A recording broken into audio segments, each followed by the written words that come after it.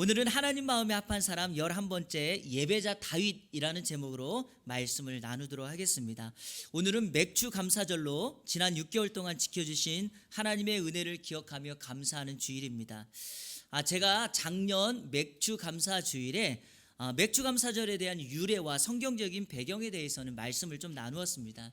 그래서 오늘은요, 우리가 주제 설교 하나님 마음에 합한 사람에 대한 내용을 이어가면서 다윗의 가장 화려했던 모습이 무엇 때문인지를 살피면서 오늘 그리고 앞으로 남겨진 우리의 6개월을 하나님 앞에 다윗처럼 감사하며 살아가게 된다라는 그 말씀을 좀 나누도록 하겠습니다. 다윗이 하나님 앞에 인정받았던 모습은요, 바로 신앙의 원리입니다. 그래서 오늘 우리가 읽고 묵상하고 듣는 하나님의 말씀이 동일한 우리에게 신앙의 원리가 되어서 6개월의 삶을 은혜로 여러분들을 이끌어갈 줄로 믿습니다. 자, 이와 같은 질문으로 설교를 시작하려고 합니다. 다윗을 가장 화려하고 빛나게 만들었던 신앙의 원리는 무엇일까요? 그것은 바로 예배하는 삶입니다. 다윗은 성경에서 강조하는 대표적인 예배자 가운데 한 사람입니다. 다윗은요, 어떠한 상황 속에서도 하나님을 예배하는 것, 그 일을 포기하지 않았던 믿음의 사람입니다. 그러니까요, 다윗과 같은 믿음의 모습이 오늘 나에게 있다면 여러분, 지난 6개월 살아왔던 시간, 그리고 앞으로 살아가게 될 6개월, 그 시간은요, 우리에게 하나님 앞에 예배하는 나의 삶이 될 거라고 믿습니다. 2020년을 시작하는 1월의 어느 날 중국 우한에서 코로나 바이러스가 출몰하기 시작했습니다. 사실 우리가요, 처음 그 소식을 들었을 때 남의 나라 이야기라고 생각을 했습니다. 그러다가 대구 신천지 집단의 우한 방문과 그로 인한 전염의 결과로 한국의 방어벽이 뚫리게 되었습니다. 더 이상 대한민국은 코로나 바이러스의 안전지대가 될 수 없었습니다.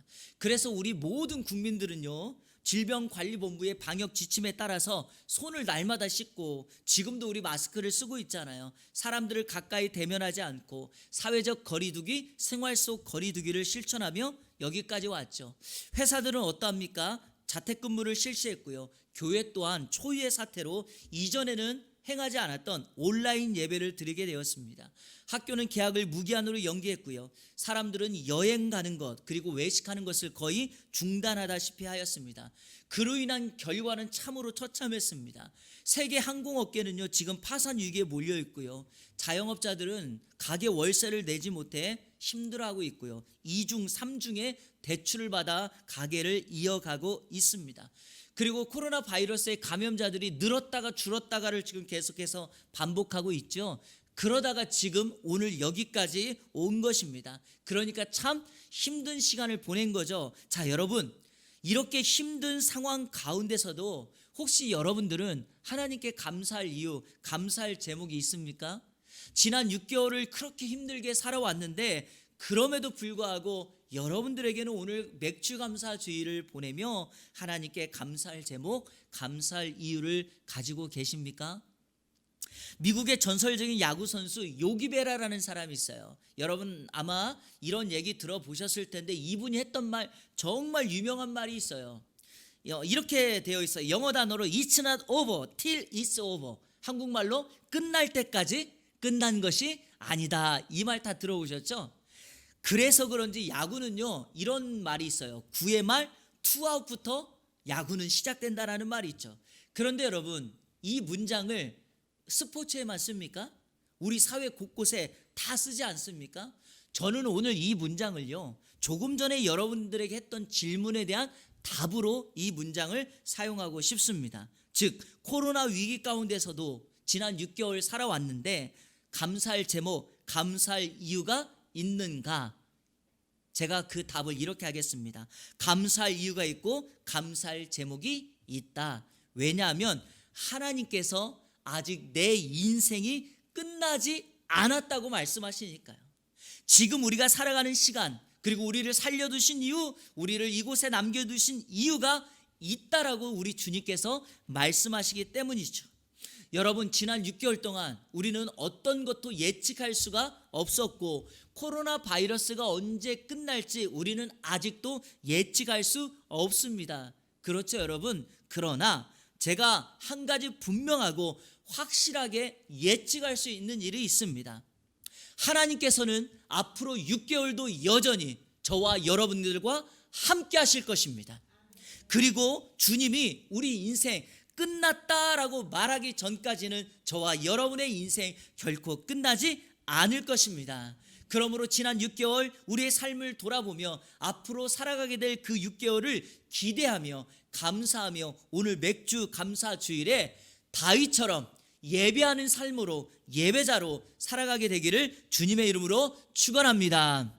오늘 우리가 배워야 될 예배자 다윗의 모습 4가지를 여러분들에게 소개하려고 합니다. 첫 번째, 우리가 배워야 될 예배자 다윗의 모습, 예배는 모든 삶의 우선순위라고 하는 것입니다.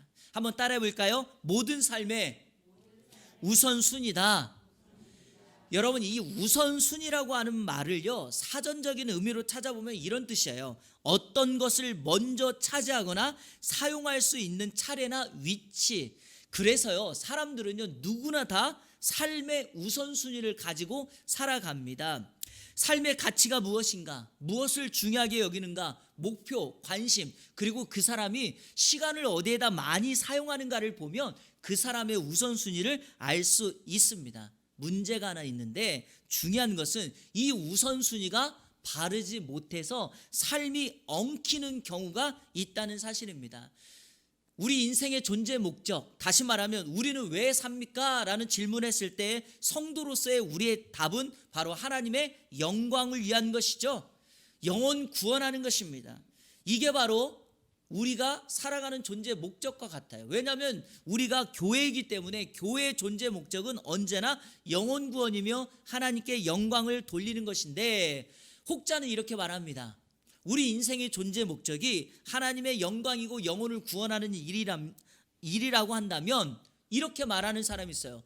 돈이 있어야 전도할 거 아니냐고. 나는 살 집, 내 집, 내 이름으로 집도 없는데 어떻게 하나님께 영광을 돌릴 수 있냐고.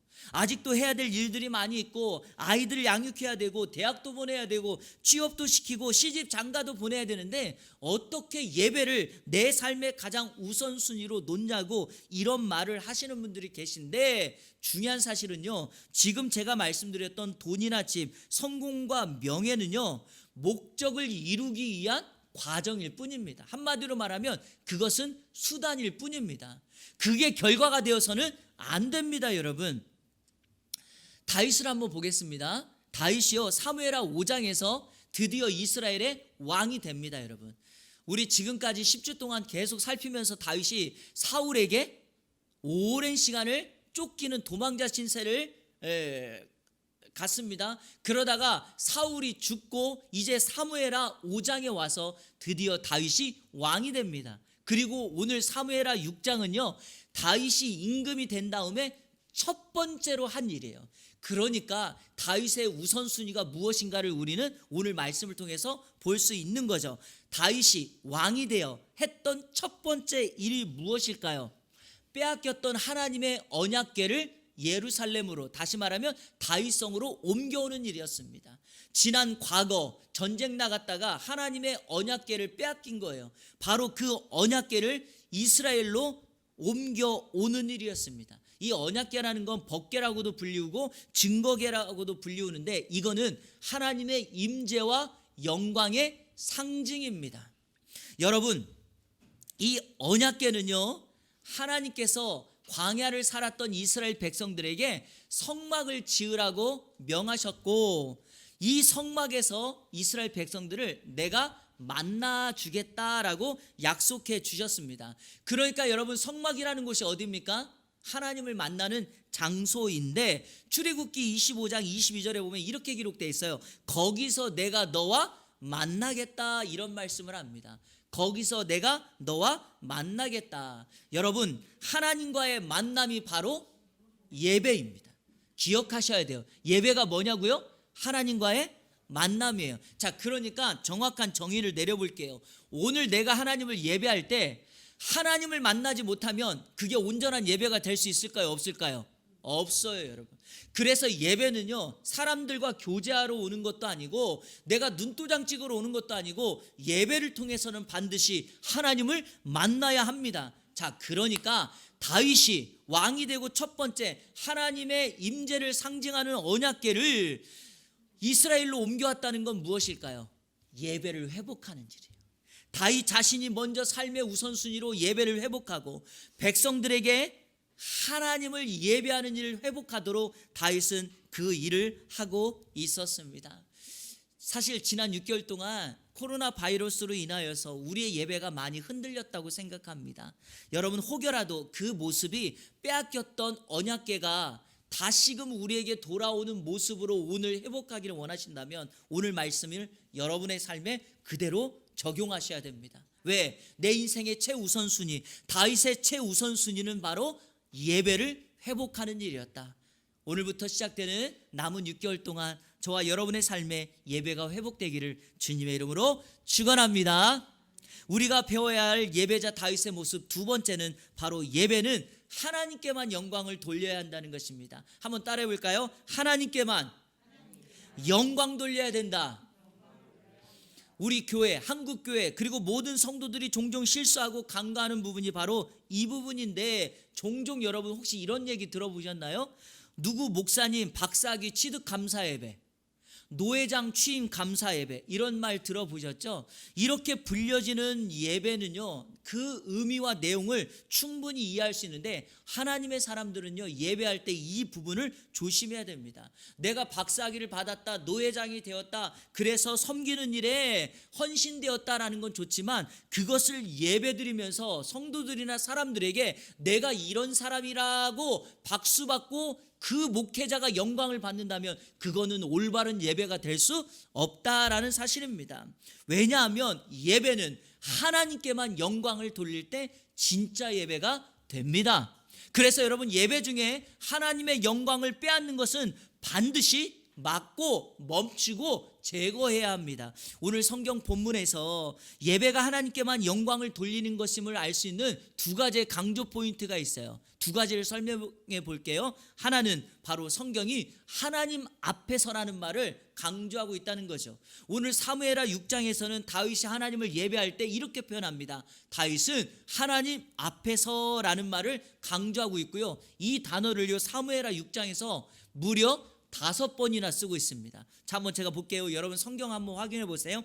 5절에 여호와 앞에서 연주하였다. 13절에 여호와 앞에서 힘을 다하여 춤을 췄다. 16절에 여호와 앞에서 뛰놀며 춤추는 것을 보았다. 21절은 2번이나 썼어요. 여호와 앞에서 했다, 여호와 앞에서 뛰놀았다. 다윗은 하나님을 예배함에 있어서 하나님 앞에 섰다라는 말을 사용합니다. 그러니까 여러분, 예배가 무엇인가 이렇게 여러분 정의를 내리시면 돼요. 예배는 내가 하나님께 영광을 돌리게 하여 하나님 앞에 서는 거다. 여러분 앞에 누가 서 있느냐에 따라서 여러분의 행동과 여러분의 언어와 여러분의 모습이 달라지지 않습니까? 그것처럼 하나님을 예배하며 하나님이 내 앞에 계심을 인정하고 오늘 예배하는 저와 여러분들 되기를 주님의 이름으로 축원합니다. 그래서 하나님과 내가 예배하는 데 있어서 그 사이를 가로막는 것이 있다면 결코 다 허물어야 됩니다. 이런 의미에서 저는요, 개인적으로 우리 한국교회 예배당을 너무 화려하게 짓는 거에 대해서 저는 반대합니다. 많은 분들이 이런 얘기를 합니다. 최고의 하나님께 최고의 시설로, 최고의 장비로, 최고의 악기로 예배하는데 그것이 무슨 잘못인가 이렇게 말을 하지만 결코 그렇지 않습니다. 여러분, 그 예배당을 짓는데 얼마나 많은 빚을 집니까? 그리고 그 예배당을 지면서 그 목회자나 그 교회 성도들이 가지고 있는 생각들이 무엇입니까? 우리 교회는 남들보다 빨리 성장했다. 우리 교회는 남들보다 더 큰 예배당을 가지고 있고, 우리 교회는 에스컬레이터가 있고, 우리 교회는 체육시설도 있고, 우리 교회는 예식장도 있다. 아니, 성도들이 그런 말을 하고 다녀요. 교회는 그런 곳이 아닙니다. 교회는 누구를 만나는 곳입니까? 하나님을 만나 하나님을 예배하는 곳입니다. 그러므로 여러분, 성경이 강조하는 포인트를 배우셔야 됩니다. 성경에서 중요한 건 외적으로 보여지는 것이 아니라 예배하는 사람이 중요합니다. 예배하는 사람이 중요해요. 하나님께서 어떤 예배를 받는가? 내가 재물을 비싼 걸 가지고 오고 좋은 걸 가져왔다는 게 아니라 그 재물을 가지고 온 사람의 마음과 그 사람의 삶을 받는 것입니다. 꼭 기억하셔야 됩니다. 그래서 우리 주님께서 예배를 가르쳤을 때 이렇게 가르쳐 주셨어요. 영과 진리로 예배하는 사람의 예배를 받으시겠다. 왜 다른 걸 얘기하지 않고 영과 진리인가요? 이게 바로 하나님이 가르쳐 주신 방법입니다. 왜 우리 주님은 과부의 2렙돈을 가장 기뻐 받으시고 이 여인의 2렙돈이 가장 크다라고 칭찬하고 인정했을까요? 왜냐하면 그녀가 그 2렙돈을 드리며 자신의 인생과 자신의 마음과 자신의 삶 전부를 하나님 앞에 드렸기 때문입니다. 이해하십니까? 그래서 예배에 있어서 가장 중요한 건 무엇인가? 바로 여러분의 마음을 지난 시간에 말씀드렸던 것처럼 깨어 브로큰 하트, 상한 마음이 되어서 하나님께 나아갈 때 우리의 예배에 가로막는 것은 무너지고 온전히 하나님 한 분께만 우리의 예배를 드리게 될 줄로 믿습니다.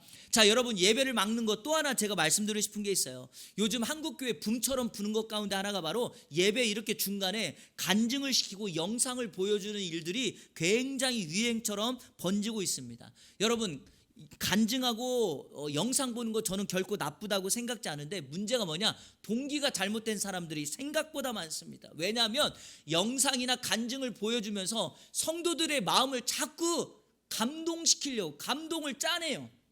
그래서 무언가 마음을 움직이게 하려고 하는데 여러분, 이거 문제입니다. 왜냐하면 간증을 하는 거, 간증을 듣고 감동받는 거 좋은데 이거를 인위적으로 만들기 시작하면은요, 자꾸만 어떻게 됩니까?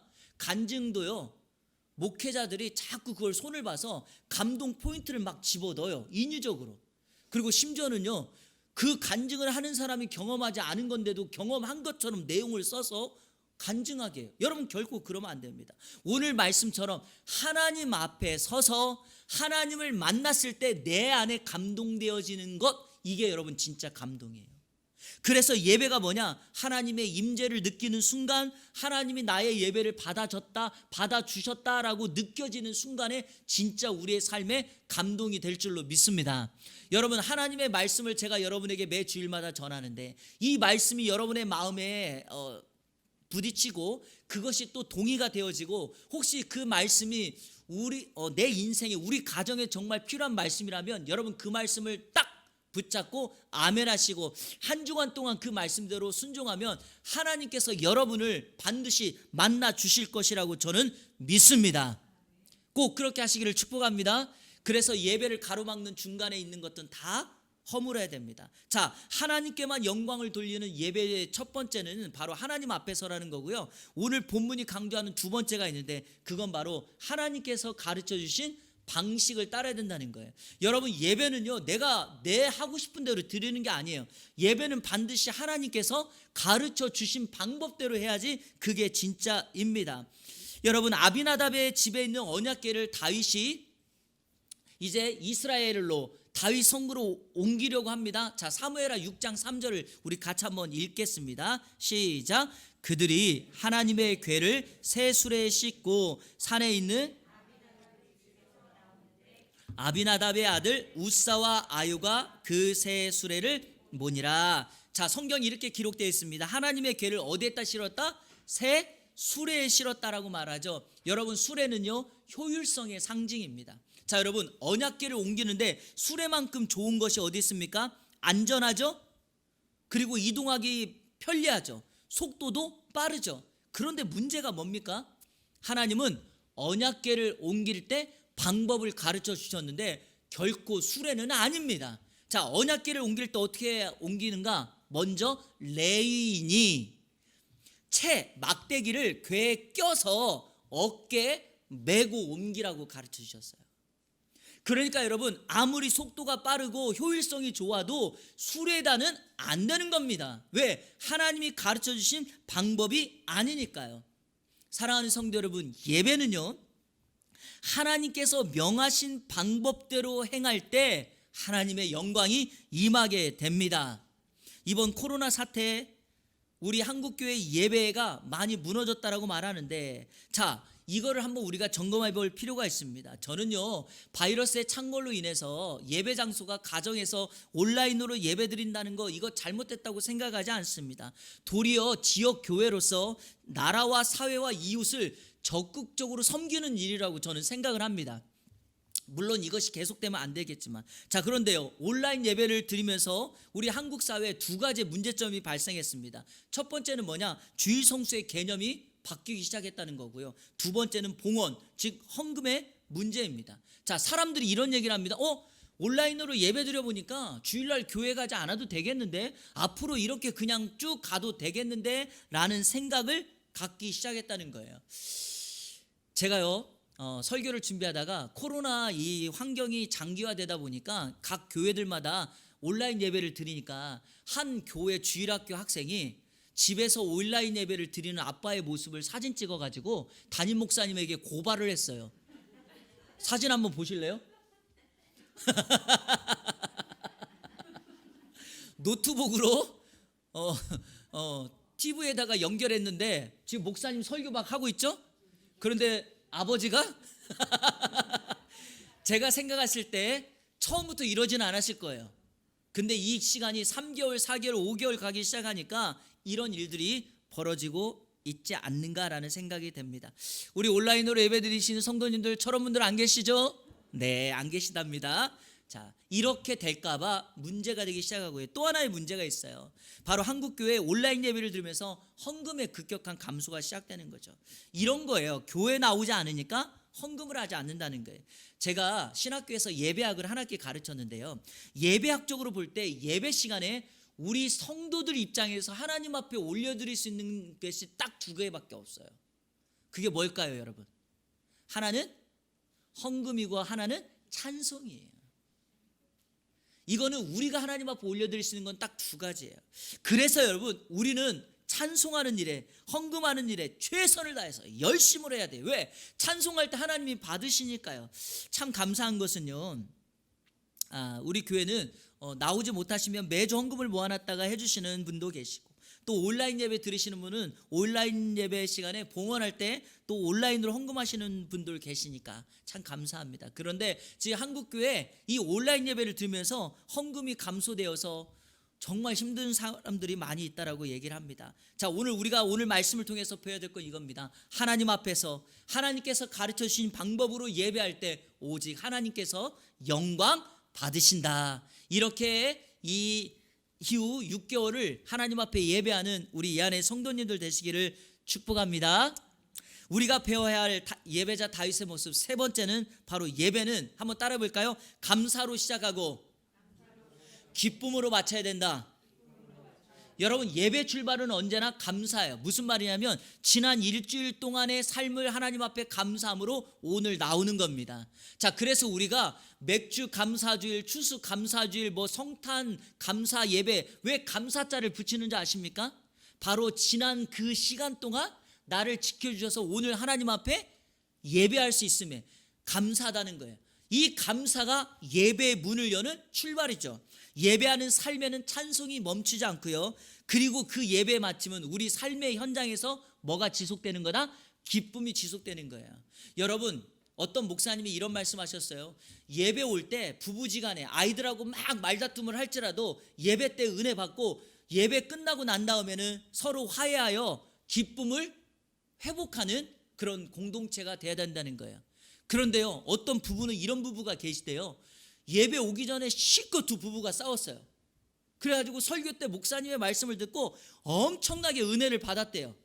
그리고 집에 돌아갈 때 자동차에 타서 남편이 아내에게 이렇게 말한대요. 오늘 목사님 설교 들었지? 그랬더니 아내가 네, 들었어. 이렇게 하면 얼마나 좋아요? 또 아내가 너는 안 들었냐? 다시 예배 후에 또 전쟁이 시작되는 거죠. 그래서 예배는 예배고 삶은 삶이라고 이분법적으로 생각하시는 분들이 많다는 거예요. 그러면 안 됩니다.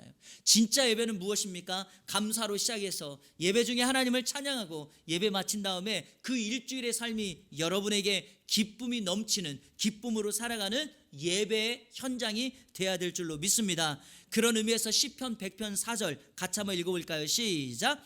감사함으로 그의 문에 들어가며 찬송함으로 그의 궁정에 들어가서 그에게 감사하며 그의 이름을 송축할지어다. 감사함으로 그의 문에 들어간다. 감사는 예배 문을 여는 거예요. 자, 또 하나 오늘 말씀 13절을 제가 한번 읽어볼게요.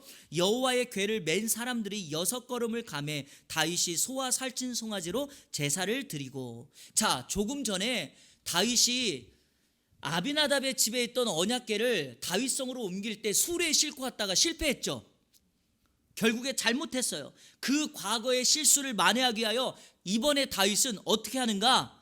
레위 사람을 선택해서 언약궤를 어깨에 메고 옵니다. 그리고 6걸음을 걸어가는데 어떤 문제도 일어나지 않는 거죠. 다윗은 직감적으로 이번만큼은 하나님께서 우리의 예배, 우리의 모습을 받았다라고 생각했습니다. 그래서 어떻게 합니까? 6걸음을 걸어가고 난 다음에 멈췄을 때 소와 살찐 송아지를 가지고 제사를 지내는데, 자 여러분, 왜 제사 지냅니까? 아무리 찾아봐도 이렇게 제사 지내야 된다는 법칙은 없어요. 다윗은 6걸음을 걸어가고 난 다음에 멈춰서 제사를 지냈죠. 왜 그럴까요? 이게 바로 감사죠. 자신의 생명을 지켜주신 것, 다시금 하나님의 은혜가 임하겠구나, 다시금 하나님의 영광이 시작되겠구나라는 감사의 고백을 감사의 제물로 드려 하나님 앞에 나아갔던 것입니다.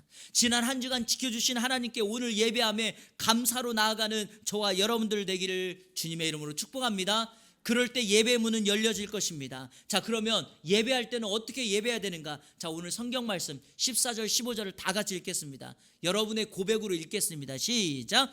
다윗이 여호와 앞에서 힘을 다하여 춤을 추는데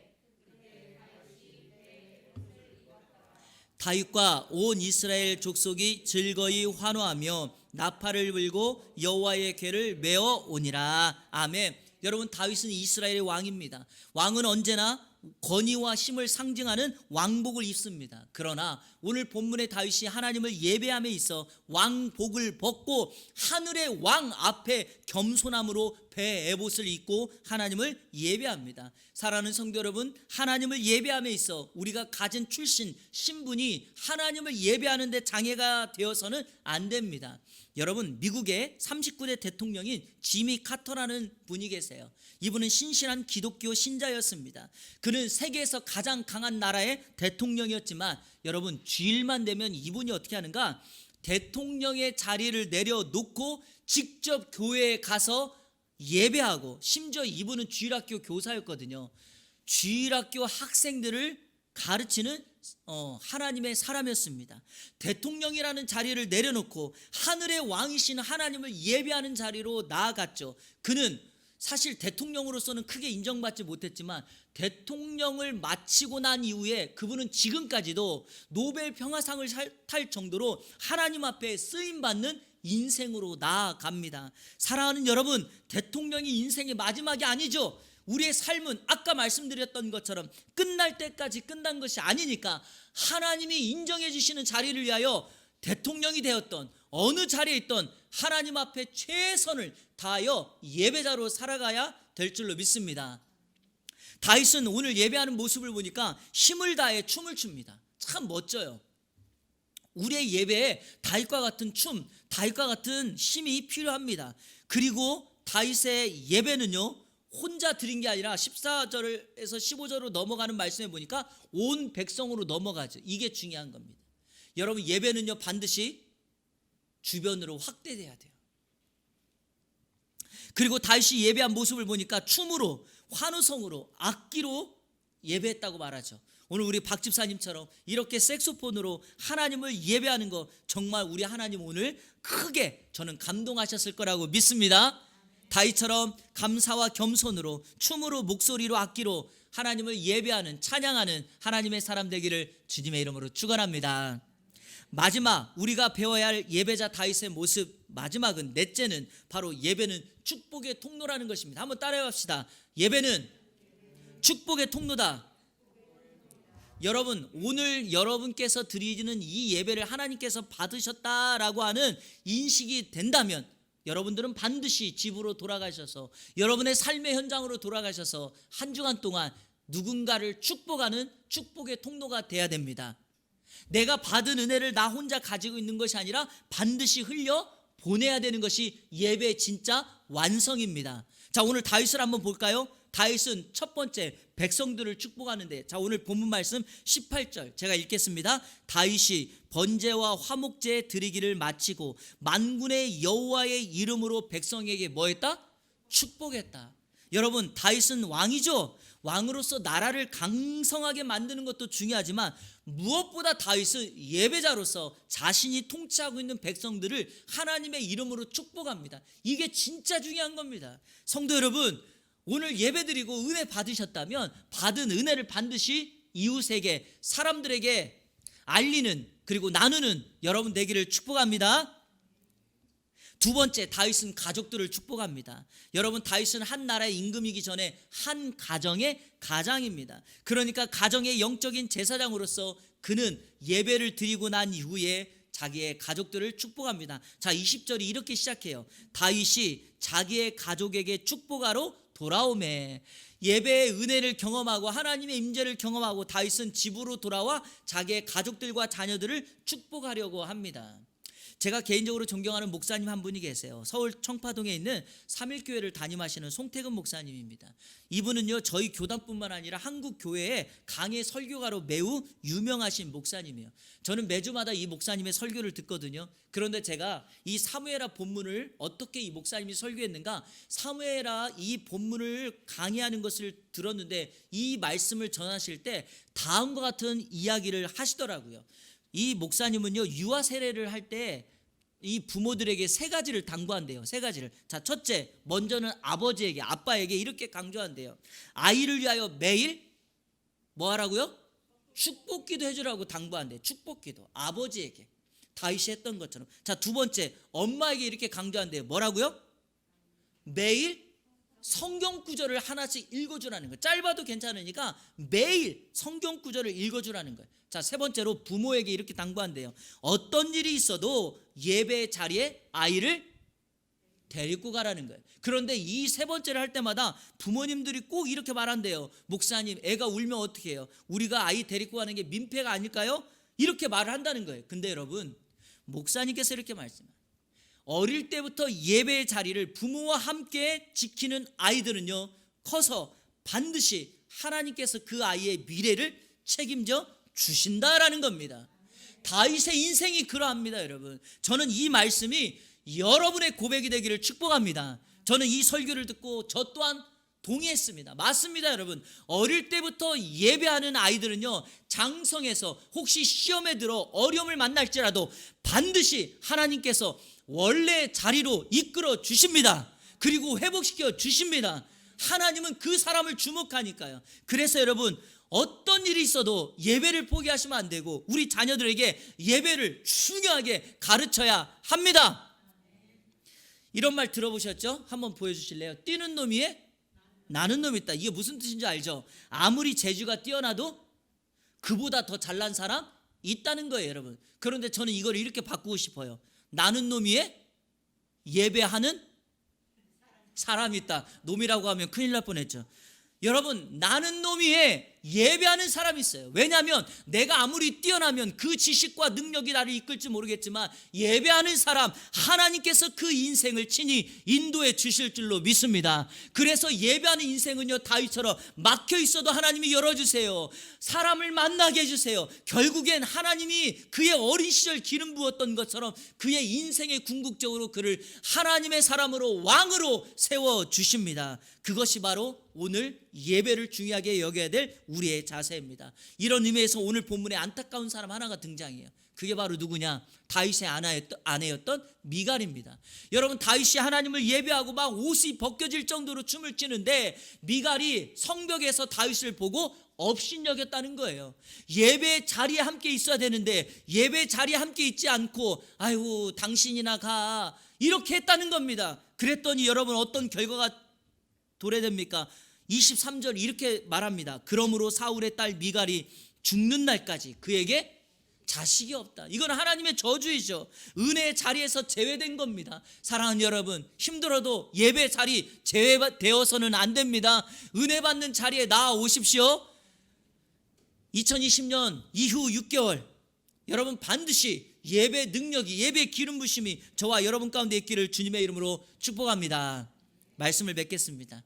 여러분, 세계 가장 위대한 코미디언이라고 불렸던 찰리 채플린이라는 사람이 다음과 같은 명언을 남겼어요. 이것이 여러분의 명언이 되기를 바라는데, 인생은 가까이서 보면 비극이지만 멀리에서 보면 희극이다. 제가 왜 이 설교 결론을 이걸로 맞췄냐면, 여러분 지난 6개월 우리 살아갔던 시간 계속 경험해 보니까 비극처럼 보였다는 거죠. 근데 여러분, 앞으로 살아가게 될 6개월을 멀리서 바라보며 하나님 앞에 감사함으로 나가면 앞으로 우리가 살아가게 될 그 시간이 어떻게 될까요? 우리 인생의 진정한 감독자이신 예수 그리스도께서 그 비극을 희극으로 바꾸시며 저와 여러분의 인생을 축복의 통로로 사용하지 않겠습니까? 오늘로부터 시작되는 6개월, 하나님을 예배하는 예배자 다윗처럼 우리 인생에 진정한 예배의 기름 부심이 있어서 하나님의 축복의 통로로 살아가는 우리 이 안에 모든 성도님들 되시기를 우리 주 예수 그리스도의 이름으로 축원합니다. 아멘.